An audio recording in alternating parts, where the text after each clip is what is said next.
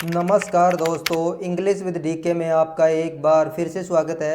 आज के इस वीडियो में हम अध्ययन करने वाले हैं एक पोइम जिसका टाइटल है सोलिटरी रीपर, जिसको कि विलियम वर्ड्सवर्थ के द्वारा लिखा गया है। तो चलिए शुरू करते हैं। सबसे पहले हम थोड़ा सा पोइट और पोइम और उसके बाद में हम पूरी पोइम जो है उसको लाइन बाय लाइन डिस्कस करने वाले हैं और उसके अंदर देखेंगे कि कौन कौन से फिगर ऑफ स्पीच भी यूज़ हुए हैं। तो वीडियो के अंत तक आप ज़रूर बने रहें। तो यदि विलियम वर्ड्सवर्थ की हम बात करें तो आप सभी जानते हैं कि वो एक नेचर पोइट हैं। और यदि उनके बर्थ की बात करें तो 7 अप्रैल 1770 को इनका जो है वो बर्थ हुआ था और 23 अप्रैल 1850 को जो है इनकी डेथ हुई थी। और ये एक बहुत ही प्रोमिनेंट फिगर है इंग्लिश रोमांटिक पोइट्री के।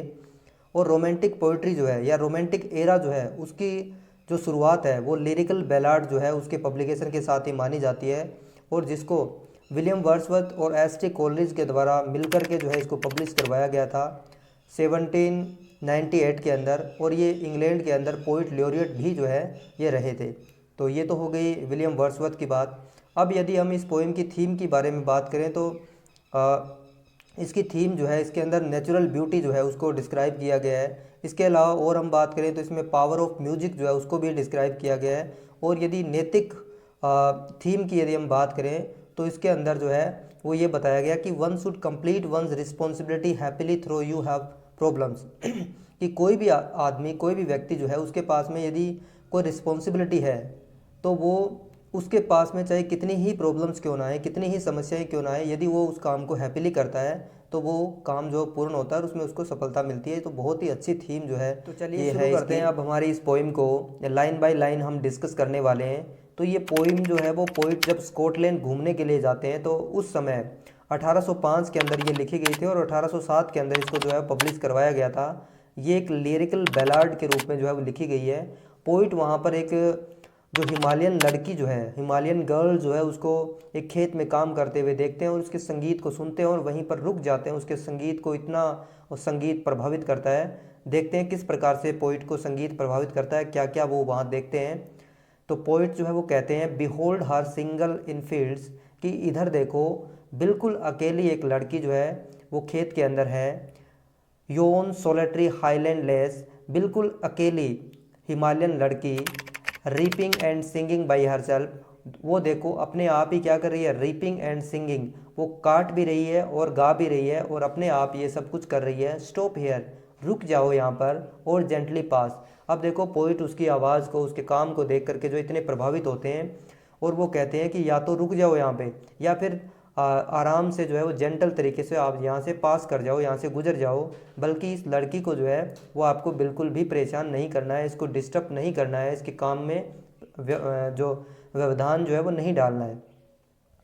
Alone she cut and bind the grain अकेली ही वो काट रही है और जो अनाज जो है उसको बांध रही है। And sings A melancholy strain और इसके साथ साथ वो उदासी से भरा हुआ गीत भी गा रही है। ओ लिसन अरे सुनो for the vale profound is overlapping with the sound. O listen यानी यहाँ पर पोइट जो है वो अपोस्ट्रोफी का प्रयोग कर रहे हैं और साथ में ये आगे वाली लाइन जो है इसके अंदर वो उस संगीत को उस मेलोडी को जो है बहुत ही बढ़ा चढ़ा करके बता रहे हैं, यानी हाइपरबली का प्रयोग कर रहे हैं, एग्जैजरेशन का प्रयोग कर रहे हैं। क्या कह रहे हैं, for the vale profound is overlapping with the sound कि वो लड़की इतना मधुर गीत गा रही है, इतना मधुर गीत गा रही है कि पूरी की पूरी घाटी जो है उसके गीत से भरी हुई है, उसके संगीत से ओवरलैपिंग हो रही है। तो वो बहुत ही सुंदर गीत जो है वो गा रही है। और इस स्टेंजा के अंदर जो है वो पोइट उस संगीत को अलग अलग प्रकार से जो है वो कंपेयर करते हैं। जैसे नो नाइटिंगल डिड एवर चॉन्ट, तो एन जो है यहाँ पर डबल, तो ये एलिट्रेशन है कि no nightingale did ever chant कि शायद ही किसी बुलबुल ने इतना मधुर गीत गाया होगा। तो यहाँ पर भी आप देख रहे हैं कि पोइट हाइपरबली का प्रयोग कर रहे हैं।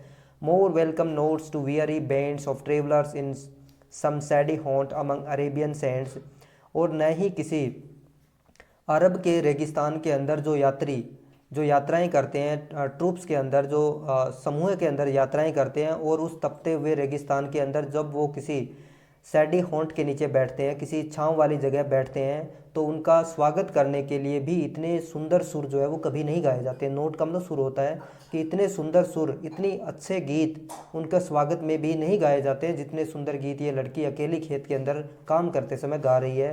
तो आप देख सकते हैं कि उसके पूरी पोएम के अंदर उसके गीत को जो है बढ़ा चढ़ा के बताया गया है। A voice show thrilling never was heard, ऐसी थ्रिल कर देने वाली आवाज़ जो है उसको थ्रिलिंग बताया गया है, तो ये भी पर्सोनिफाइड है। तो ऐसी थ्रिल कर देने वाली आवाज़ आपने कभी भी नहीं सुनी होगी। इन spring time for the Kuku birds, आपने स्प्रिंग के मौसम में भी कुकू बर्ड से, जो कोयल जो होती है, उससे भी आपने इतनी सुंदर इतनी थ्रिल कर देने वाली आवाज़ जो है वो नहीं सुनी होगी। और वो cuckoo bird breaking the silence of the sea, silence और सी एलिट्रेशन है कि वो कुकू बर्ड जो उस समुद्र की शांति को तोड़ देता है। अमंग द फारदेस्ट हैब्रिडाइज, हैब्रिडाइज जो वहाँ एक जो स्कॉटलैंड के नॉर्थ साइड के अंदर कुछ द्वीप समूह हैं, उन द्वीप समूह के बारे में आया है कि वो जब कुकू बर्ड जब गाती है स्प्रिंग के मौसम में, तो उनकी आवाज़ समुद्र की साइलेंस को तोड़ते हुए हैब्रिडाइज द्वीप समूह तक जाती है। तो इतना सुंदर गीत तो वो कुकू बर्ड भी नहीं गाती है, तो इतना सुंदर गीत ये लड़की गा रही है। अब इस लाइन के अंदर जो है वो पोइट पर्सन पूछ रहे हैं, और पहली लाइन के अंदर जो है रिटोरिकल क्वेश्चन जिसको हम कहते हैं वो है, फिगर ऑफ स्पीच भी होता है ये। तो पोइट जो है वो समझ नहीं पा रहे हैं कि वो लड़की गा क्या रही है, उसकी आवाज़ वो समझ नहीं पा रहे हैं, क्योंकि वो लैंग्वेज अलग ही लैंग्वेज में, नेटिव लैंग्वेज में वो गा रही है।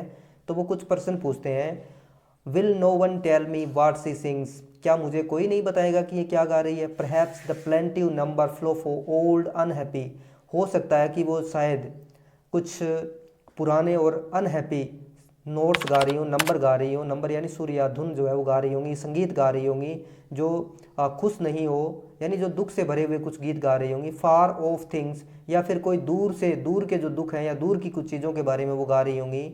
एंड बैटल लॉन्ग अगो, या फिर वो किसी युद्ध के बारे में, जो लंबे समय पहले कोई युद्ध लड़ा गया हो और उसमें कुछ हानि हो गई हो, उसके बारे में, क्योंकि पोइट को लगता है कि वो कुछ अनहैप्पी यानी सैड सॉन्ग्स गा रही हैं, तो किसी युद्ध की अप्रिय घटना के बारे में वो गीत गा रही हो।